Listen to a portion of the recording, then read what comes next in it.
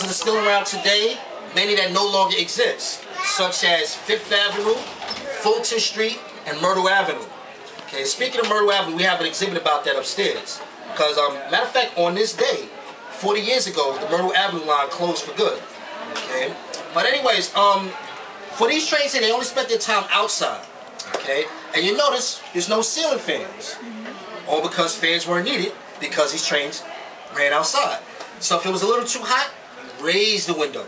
Something I can't imagine today.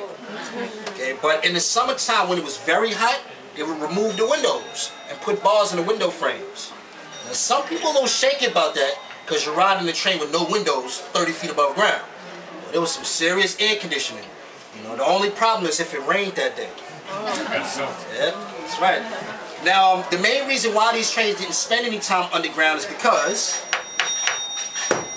it's all wood. Okay, and the wood increases the risk of a fire underground. Okay, and if this train was in an accident underground, it wouldn't look pretty. Okay, so whenever they ran these trains underground, passengers weren't allowed to ride. Okay, now the way that we came in is where the conductor stood. So there was a conductor. Sorry about that. There's a conductor between each car because they manually open and close the gates that we walk through. When the conductor was ready to close the gates, he would pull this red cord up here, which is broken now, but this cord was attached to a bell.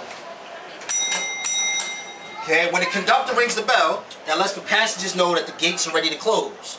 So it's just like when you take trains today, you hear that ding-dong sound. Okay? Some people thought by pulling the cord and ringing the bell, you're requesting your stop like on a bus.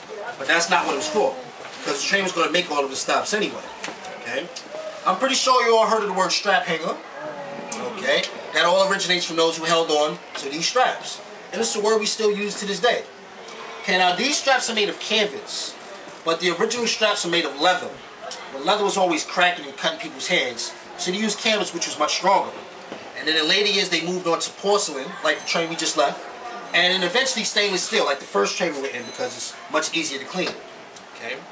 Now, you might also notice that the seats are a little bit lower than usual. Okay, there's a reason behind that. Most people don't believe me when I say this, but these trains were built for shorter people.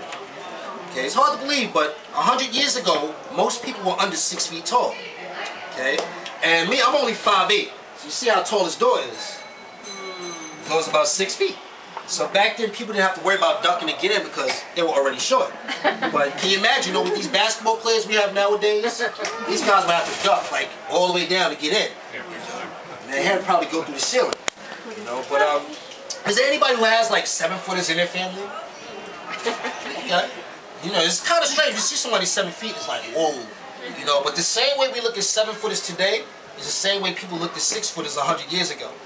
Okay, so who knows, maybe 100 years from now, people will be 8 feet tall. Let me just blow my mind away though. Okay, but also you notice if you take the time to check out our buses over this way down the block, there's one bus, it's called the Queen Mary though, it's a double-decker. You make your way inside, it has a very low ceiling. Okay, and that was all because most people were shorter back then. Okay. Other than that though, this is the longest running train in New York, and this train ran for 65 years. Okay, retired on this day 40 years ago, 1969.